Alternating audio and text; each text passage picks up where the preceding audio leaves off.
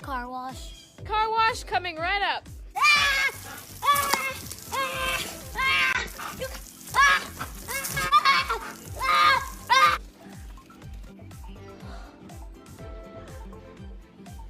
What do you think? Come on, I need a better one.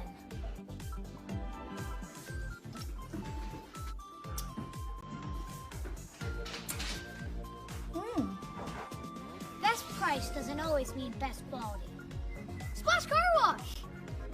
Get the best car wash at the lowest price. Splash Car Wash! We rated a 5. This would be a movie. Let's go! Guys, 3 stars. Hello, everyone. It's Matt DeWolf, Editor-in-Chief of Car Wash Magazine, and your host on today's Car Wash Magazine Live. And what you all just saw was a user-submitted commercial from Mark Curtis, Splash Car Washes in Connecticut. And so Mark is currently closed at his wash, and he wanted to find a way to still kind of engage with his customers. And so he's running this promotion where folks can submit their own user-generated commercials for his wash. And so that was one of the favorites that he was sharing with us today.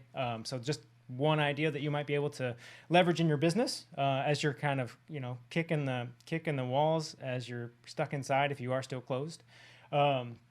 Welcome to today's show. Again, this is a platform where we are gathering every week, every Thursday, 11:30 a.m. Central Time on Facebook to connect the car wash community, both during COVID-19 times and beyond. So this format will change over time, but for now, we're going to stay focused on things COVID-19 related. So a couple things I want to make sure that you all have available for you. There are some great ICA resources out there. We have been talking about those for the last couple of weeks. We have carwash.org/sharing, which is really all about resources for you to help navigate COVID-19. We're putting up resources that we find on this show, so you can get those there as well. And then the other thing I wanted to make sure that you all were aware of, last week we talked about the industry pulse surveys that ICA is doing. So I'll show that link for you too here just a second. There you go. So there's the industry pulse. So if you want to know kind of what the sentiment is in the industry, both from a supplier side or an operator side, the results are here at this link, carwash.org/industry-pulse. So you can see those and kind of get a feel for what everybody's thinking. Now that data's a couple weeks old now. ICA may be doing another one of those coming up soon. So just kind of be mindful that that's out there and be aware of it. A really good resource for you to be able to use. So a couple other things you might want to be keeping in mind as we plow forward through all of this. We've got a podcast that we've been releasing as well. It's Car Wash the Podcast. You can find that on any of your listening locations that you prefer. And you can find previous episodes of this show as a resource at carwashmagazine.com. So a lot of things I just spit at you, right? But there are lots of things that you can be doing to kind of educate yourself and keep yourself moving and stay connected to this car wash community, because we do love this industry and we are all in this together. So my big highlight for the week, you guys. Okay, so here's the deal. Last time I was talking about the magazine and how I was going to get it. I got it the next day. So here it is. This is my child Car Wash magazine. You all should be receiving it soon, I hope. A lot of good stuff in here. We've got some stuff about mascots, power of predictive marketing, all kinds of great content in there.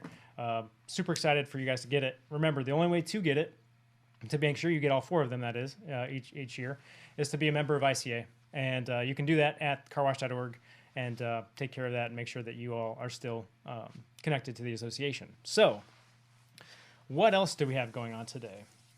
You all are watching this and you're in the community. So on Facebook, there is a whole chat session going on around this video. So make sure you engage in that comment box. And people are posting questions in there, and we're talking, and ICA is giving you some additional resources. So a lot of that kind of stuff. So that is what we have today for the housekeeping side of operations. Now, what's going on right now? Guys, things are weird. I mean, there's no way around it. It is a weird time. It is a different time. And we've all been kind of working our way through this as best we can. And I think, for me, it's like I've got kids at home. My wife is here.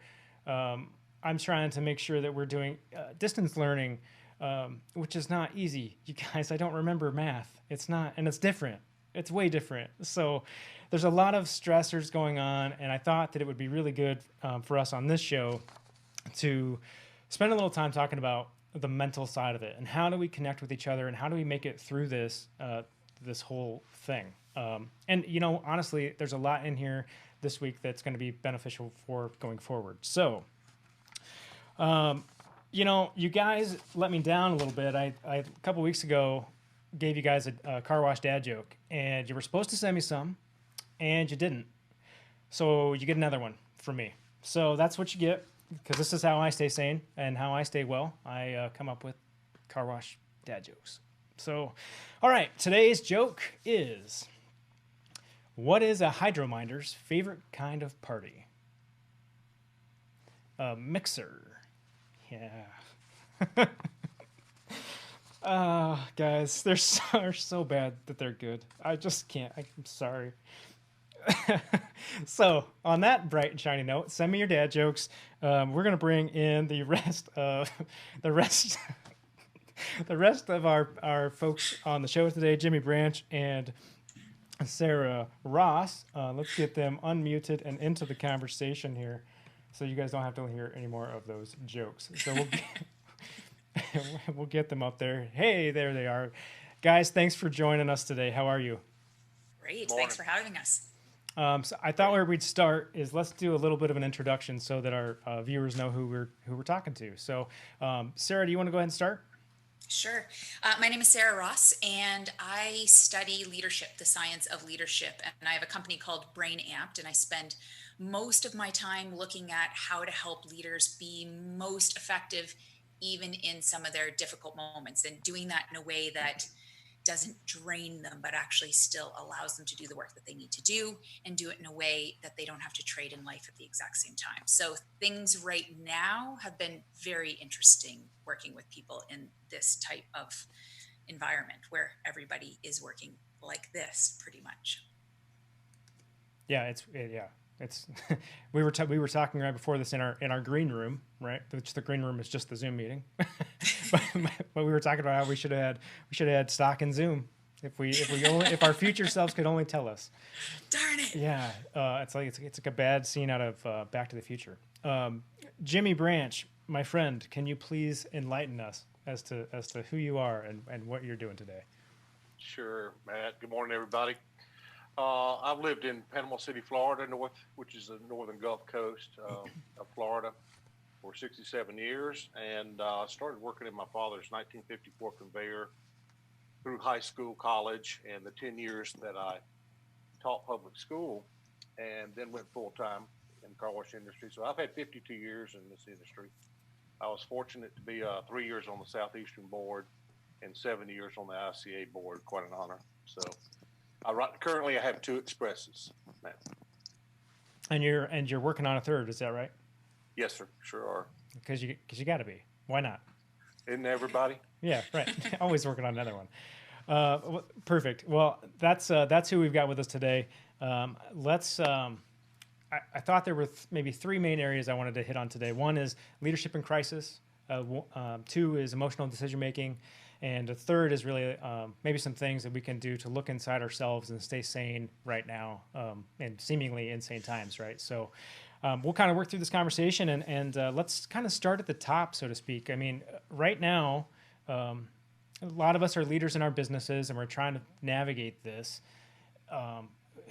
It's hard, right? I mean, how do we do it? Sara, will you maybe tee us off a little bit with what you're seeing from a leadership perspective and what that all means? So I think one of the most interesting things to look at, and this is good news and bad news, it's one of those situations where it's never been more important to have leadership. And the other side of that is it's never been harder to be a good leader. right? Like, so there's, even when I was introducing myself, I say I study leadership. A huge component of what my research is on is studying emotional intelligence. And I think just the fact of this idea of emotional intelligence, using our emotions as information, is why right now is so critical. Because I think what many leaders have found is that they've been really successful on many of those technical skills and like the problem solving skills, and that's worked really well. And the emotional intelligence skills and dealing with people has always been important, but I think the flip has occurred where it's a non-negotiable right now to talk about emotional intelligence. Like, even as people are talking about it, they used to always talk about the people skills as the soft skills. I don't think anyone coming out of this will say that these are the negotiable soft skills. Like, they're just they're the difference that's getting people through this. And from a leadership perspective, that means that we have to be paying attention to self-awareness and managing that stress, and things like listening skills and empathy skills are so hugely critical. And this is coming through in the way people are communicating. And I would say one of the harder things for leadership in this moment is, naturally, everyone is struggling to a degree. I mean, there is just, it's hitting all different parts of our lives. The challenge is that sometimes leaders are forgetting that their people are taking their cues from them. They're forgetting that people are watching everything that they say and trying to decipher what that means. And that additional layer of stress, that's not just like stress about the business, but stress of knowing that people are watching you so intently, I think that becomes really, really critical. And leaders need to be stepping back and recognizing emotions are so contagious. They're so contagious. Bad news is negative emotions are incredibly contagious. Good news is positive emotions are also. And so building awareness around that becomes really, really critical. Well, and I see Jimmy shaking his head there as we were talking. Yeah. You know, fortunately or unfortunately, Jimmy's been down this road before. Yeah. So, Jimmy, if you would, you want to just share a little bit about your experiences with Hurricane Michael? Sure. Just, you want me to describe it a little bit? Yeah, give us a little bit of what that was like and what you were doing during that time. I'll try to keep it short. Well, we're in a county that's 50 miles wide on the coast, northern coast, 180,000 year-round population. And that storm, I mean, I've lived through dozens of Cat 1s and tropical storms, and even had a direct hit from a tornado in 2005, but nothing like this. This hit us October 10th of 18, brought in sustained winds of 150 miles per hour over about 30 miles of our 50 miles. And the sustained winds lasted for about 3 hours. So over our county, 90% of the structures, and when I say structures, that's everything from a single family home to a high-rise condo to every commercial building material you can think of. And 90% of them were damaged. 50% of our structures were uninhabitable, and 25% of our structures were totally destroyed. And it was like an F3 tornado that was 30 miles wide. And when I say structures, that includes police stations, fire stations. Both our hospitals were closed, every nursing home. Our low-income housing projects were destroyed and still not back. So anyway, it was chaos. Pure chaos, no utilities, no, Verizon's main tower went down and they were servicing 80% of our cell phones in our county. So we had no cell service on top of all the chaos. So I'll leave it at that for a description. Well, so help, and that's crazy. That's a magnitude of disaster that, until today we would have thought that nothing's like that. Nothing's gonna be like that. Yeah, apocalyptic. Right. So for you then, as you were living in that, what were you doing? Like, I mean, what did you do? Because obviously, like Sara was mentioning, people were looking to you for some level of leadership, and it wasn't just your family, and it wasn't just your employees. It was more than that, right? Yeah, it was a heavy load. I woke up about 4 weeks later. I didn't realize how much stress I was under. Yeah. But I woke up 4 weeks later, and I felt like I had weight lifted from me. I'm surprised I didn't have a heart attack. And the stress levels in this kind of calamity we're in now and what we went through back then, heart attacks rise, suicides rise, drug abuse, child neglect, all those issues. You can see it on the news now. They're worried about it all over the country now. But I saw it personally. I had 2 staff members. We're trying to get roofs on houses and gasoline for generators and every little item you can think of. I had 2 of my employees go out on binges, which complicated things. We were sheltering off-site at a friend's house one night, and a crying neighbor walked up to the door at 9 o'clock and said another neighbor had shot his wife and himself, and come to find out it was my accountant. So it just stress through the roof. And stress brings every emotion, good and bad, from here to here, and just makes it very difficult.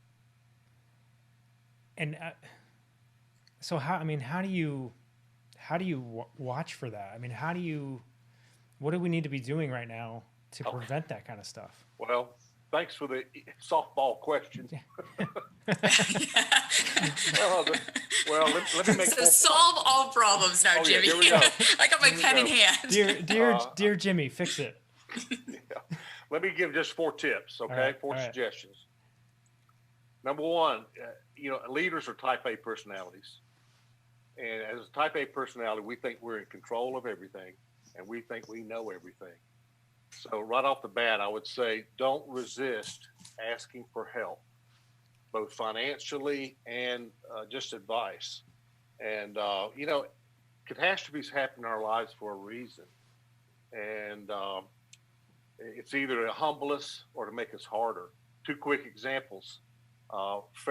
Ramses, the Pharaoh of Egypt, every time he had a plague, he got harder and harder. And how did that end? Not very well. But in contrast to Pharaoh, Ramses, there was probably the most historical, verifiable figure in biblical times was Saul of Tarsus. And, on the road to Damascus, he had a traumatic event that put him on his ass for 7 years. But he emerged out of that incubation period as Paul, the apostolic preacher. And he ended up writing most of what we have for the New Testament, we call the New Testament today. So he changed the world out of that. So, you can face calamity either by getting harder or getting more humble. And so my first tip is don't resist asking for help. Secondly, your emotions that Sarah was just talking about. You got to keep your emotions out of the trenches, because if you're angry and frustrated and negative constantly, it's going to be, like Sarah said, and infectious. And during these kind of times, people desperately need and are thirsty for hope and normalcy. So to be an effective leader, do your best, your level best at being positive and inspiring hope in people. And a third tip along those lines, how do you keep the frustrations? And I'm not the best at it. God, ask my wife and family. We had some blow-ups during that time period. It wasn't pretty. But how do you keep your frustrations lower? Because you're going to be setting priorities. You already are. What's important to get done right now today, and how do you control your frustrations? And that's one little tip is to have, because plan A is not going to always work. You need to have a plan B, a plan C. Be ready for plan A not to work. For plan D. Not get frustrated by those continued catastrophes. And also, this is a changing, my gosh, this virus thing is changing every day. Be flexible. Flexibility and being able to adapt makes you less frustrated. And the fourth thing, I know how to get rid of stress. I know the perfect solution. Now, you've heard of PTSD, post-traumatic stress syndrome. Well, have you noticed in humanity that human beings, after they've gone through a trauma, whether it be a traumatic crime, a loved one lost, a medical situation, they often emerge out of that post-trauma as advocates for others that are struggling to relieve their stress. And I know why. Because giving relieves stress within you and within others. There's nothing better than to give in stressful situations. So I would encourage people to also take it a step further and give. Give to your staff. Make sure they know you want them safe. Make sure you want them financially okay. Give to your customers and give to your community. Jimmy, Beautiful. what are some ways? So, what are some ways that we should be doing that? So I mean, obviously, there's taking care of your employees in terms of making sure that they continue to get a paycheck. But what else? What else do we need to be doing when it comes to our employees? Well, make sure they're safe, making sure they've got income. Be watchful for stress and health issues. I'm monitoring my staff every day and calling the sites and making sure they're all feeling well. If they're not, we're sending them right home. The customers. Well, through this situation right off the bat, let's talk about now. We gave our staff confidence that whether we got shut down or not, we're going to pay them. Yep. And since the PPP fund that changed when the PPP funds came through, then we offered them a bonus, kind of like a hazard pay bonus for working through this situation. Our loyal past customers, last month we gave them a half a month free to make up for closing our vacuum systems. And now currently, we're like many operators, we're giving away free washers to our first responders and healthcare workers. So we're doing that for the community, and we're going to continue to do that every day for I don't know how long, at least the rest of the month, maybe more. Yeah, you know, that coming back to your idea of this giving back, right? We're seeing that a little bit right now, and in the car wash community, in terms of, you know, last week, I think it was last week. We don't even know what day it is, right? Let's be honest. But last week or the week before, we had Nick Lopez from Bubble Bath Car Wash down in San Antonio talking about what they're doing and how their community is coming together around car washes to kind of give back. And the week before that, we had Andrew Zamora, coincidentally also from Texas, but talking about how he was giving back to his community through a gift card program and helping support the businesses there through their closures as well. So you're starting to see that, and I hope that we can get a lot more of that. Sarah, Jimmy gave us a few tips. Is that, yeah. I mean, are we wired that way? Can we do that? So we are wired to be resilient. Like we don't always appreciate it, but we really are. But there's a couple of things that I love. I'm going to just build off of exactly what Jimmy said, because I think it was my favorite part. And he shared this with me earlier, and I've got it written down as my new Jimmy question is just like that idea of how can we give and we relieve stress from giving. So the way you said something else, Jimmy, that I thought was really, really critical. You said that after Michael, you woke up like weeks later and didn't realize you were how tired you were. So I do keep challenging leaders to say, every emotion is okay. Not all of our reactions to those are helpful. So if you have a bad day and you feel sad, it's like acknowledge that. But it's when people get stuck in that becomes troublesome. So I keep suggesting to people to slow down, like even just throughout the day, take a couple of moments to just slow down for a moment, breathe. And I know everyone says breathe, but the scientist in me has to speak up and say, it's not just one of those things that people have always said. When we are under intense amounts of pressure and stress and uncertainty, a stress chemical called cortisol, like actually elevates in our system. It's natural. It just wasn't meant to be there all the time. But when we're in situations like this, it's in our system. So we have to actually manage it. And one of the best ways to actually get rid of the excess amount of cortisol is to increase the amount of oxygen in our system. Because when we're stressed and we're doing things, and especially when we're so worried about taking care of other people, we're breathing fast, we're breathing shallow, and we're holding all that weight on our shoulders. So to even if you just have to set a reminder on your phone, just take a couple of moments, slow down, breathe. And then, and Jimmy already queued us up there, and like ask questions. So for me, I say immediately as a leader, I challenge people to pay attention to what emotions are you spreading right now? Like, because when emotions kick in, we have a tendency to want to react really fast and that may be with the best of intentions. Like, I want to fix this situation, or some people get overwhelmed and kind of shut down and don't want to deal with it. So there is power in slowing down, checking in, taking a breath, and as a leader, people are watching you. So when you enter a situation, are you adding calm to that situation and hope, as Jimmy said? Or are you adding kind of chaos and a sense of, frantic energy? Like, managing that energy is a part of helping manage emotions. So just to pay attention from a self-awareness perspective, what emotions am I bringing into this situation for people? Because this is the hard part of leadership. Before we get too far down this path, I wanted to, I was reading a book recently, Stillness is the Key. And so what you were talking about just made me think that if you all watching want to read a little bit about how to slow things down and how to really kind of make yourself feel a better sense of calm during all this kind of stuff, Stillness is the Key by Ryan Holiday. Yeah.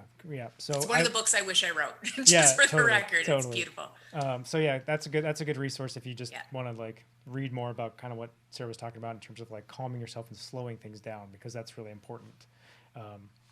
So I want to get more into the emotional decision making and what happens there. So what do we need to be watching out for? Like you were talking, we've been going so far with all of this, just trying to keep our business open, trying to think about how we're going to take care of everything.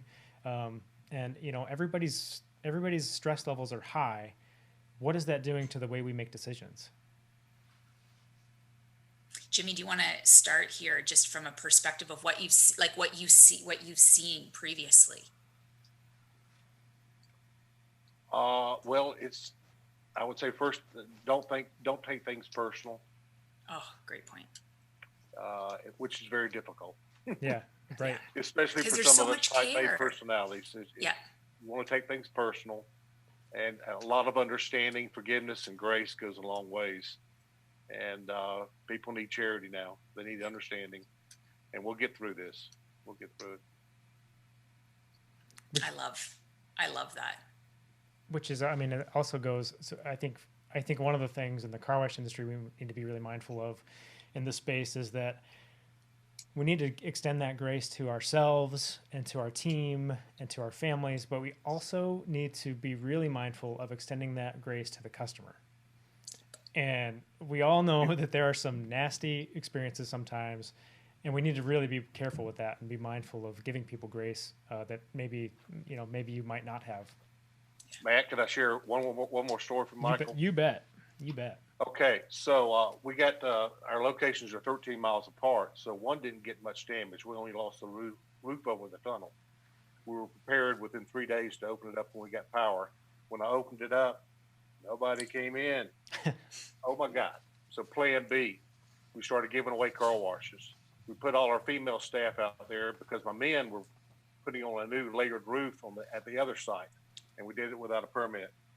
So as they were giving away car washes for 2 weeks there, they got hugs and kisses and tears and $100 a day each person in tips.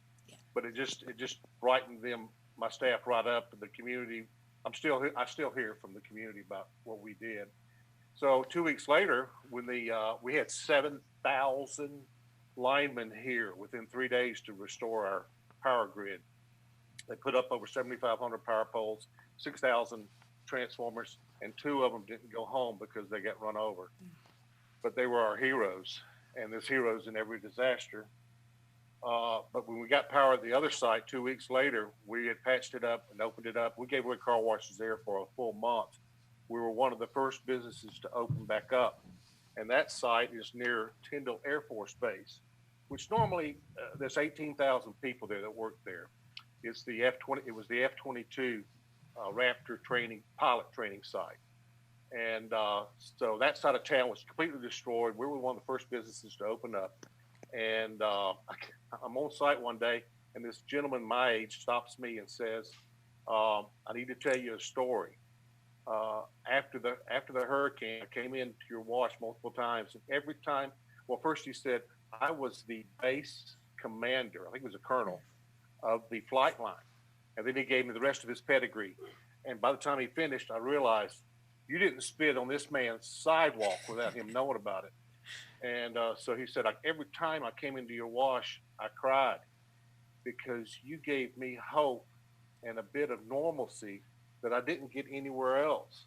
And so that just changed me. I mean, I realized that sometimes even a car wash is a lot more than a car wash. Yeah. Oh, I think that's beautifully said. And that, if Matt, I can jump in for a quick moment.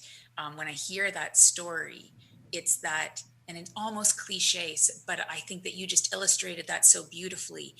We can look at any situation as a crisis imposed on us. And none of us chose that situation. That wasn't a chosen situation, but you can see it as a crisis, or you can kind of challenge yourself to see it as an opportunity to give that hope, to create a sense of normalcy, to give back to people who helped get a community back up and running again. And I think that is such an underestimated set of emotions and perspectives, and it fundamentally impacts how you make decisions. Because when people are in crisis mode, our brain's designed to focus inwards, like to focus on us and protect and scarcity, and it's the natural way we are designed. It's great to keep us safe in like a survival situation, but our stress it changes the neurochemistry of our brain, and when we are not realizing it, what ends up happening is our brain can start to disconnect from the big picture and the future consequences. We get really focused on the moment, and everything everything feels urgent and awful, and we think about all the worst case scenarios. The problem is then the decisions that we make, and I know I catch myself doing this, so I'm sure each of you have heard this also. When people are in that kind of crisis mindset, because they magnify everything that's bad, but they like minimize anything that might be good.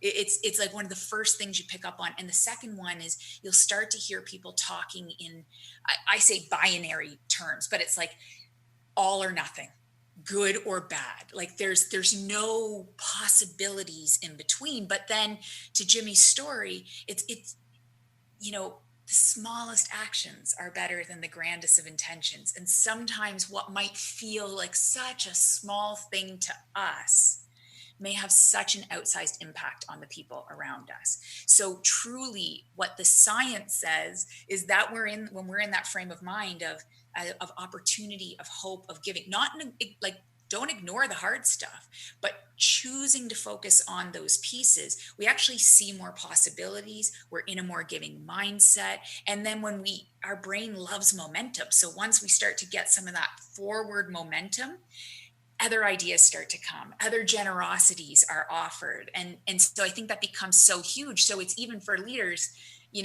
it's also that idea of like, what type of future are you creating? What mindset are you helping people to see so that they can be taking these actions? Because that is probably the biggest challenge with decision making, is when we're in crisis, we're thinking about right now.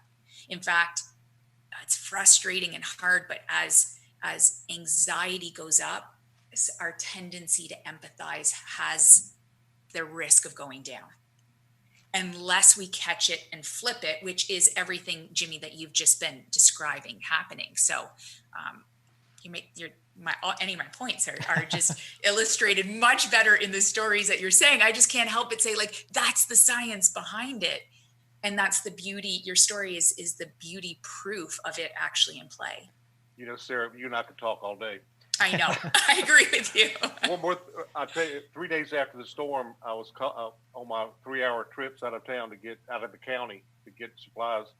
I got in touch with my best friend in the industry, just to let him know we were doing okay. And he said to me something very wise. He said, this is Benny Alford from Louisiana, who's had his share of disasters. He said, Jimmy, your community will never be the same again. They'll be better. Yeah. And I want to tell you what I learned through all the apocalyptic times that we went through. The preppers, the survivalist preppers, and all these apocalyptic movies have it wrong. It's not going to be every man for himself when the apocalypse comes. It's going to be every man helping each other. Yeah, so I've got hope now in humanity for the rest of my life that we're going to survive anything. Yeah. And as you said, get stronger through it. Exactly. Well, goodness, Jimmy, got me a little emotional in that one, my friend. Bring the Kleenex. Yeah, goodness. So looking forward, okay, let's just wrap up real quick here with a couple of things that maybe people can be doing to stay sane. We talked about stillness. We talked about calm. What are some things that we can do to kind of weather this storm, so to speak?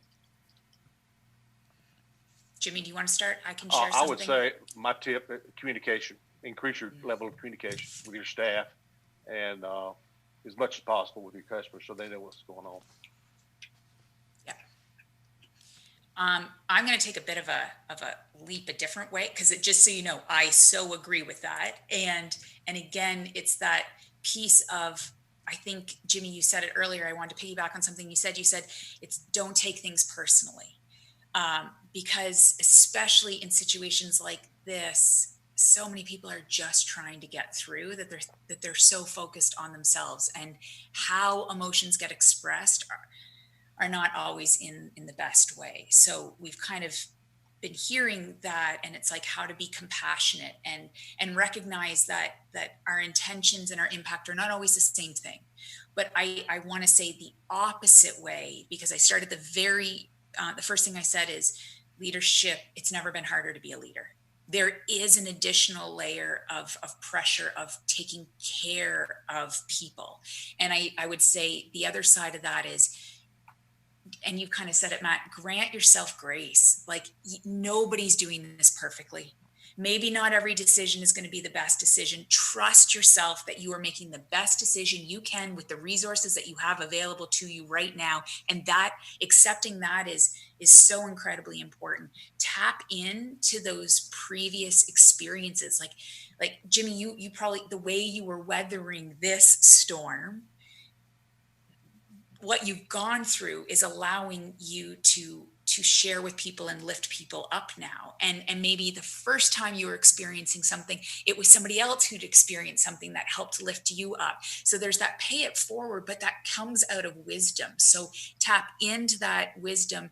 And I would just say, like, grant yourself grace and be compassionate to yourself as well. And then hold yourself as accountable as a leader. But that balance of grace and accountability, I think, is an important one. Leaders have to take care of themselves because they're so important throughout this. So even the small things of you need to go to sleep, you need to get sleep, you need to take a moment to breathe, you need to watch what you're eating, it's okay to disconnect for that short amount of time to refuel here, because it's such an exaggerated amount of energy that's going out. So I just say, don't forget about the leader within when you're so focused on being the leader for others. Yeah, that's great.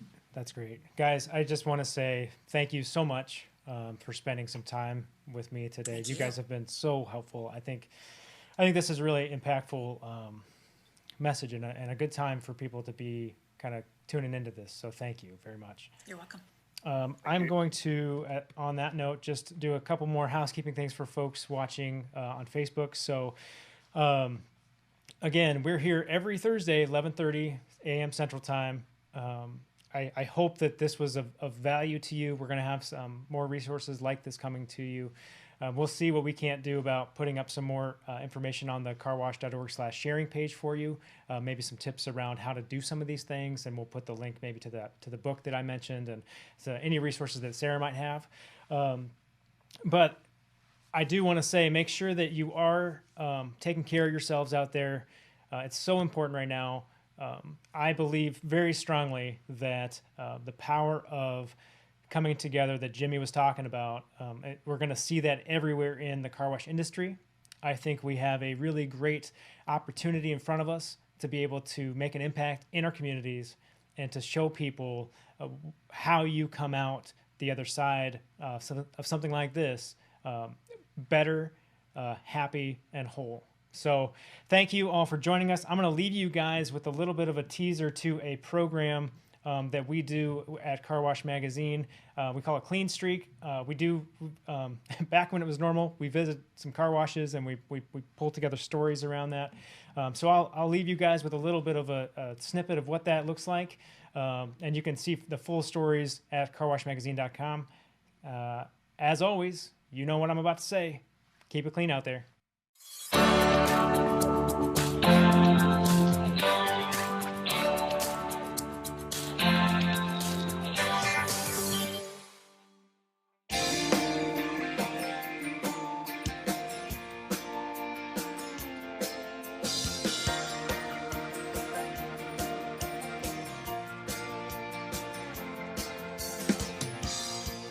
So my dream when I graduated from college, honestly, was that I wanted to be the CEO of General Electric.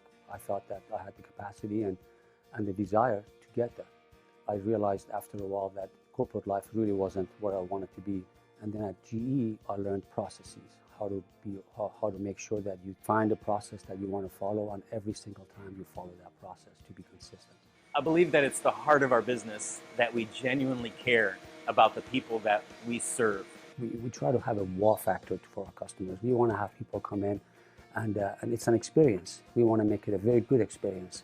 And our first-time customers just always, if you ask the question from them, many times they just can't believe that this is actually a car wash.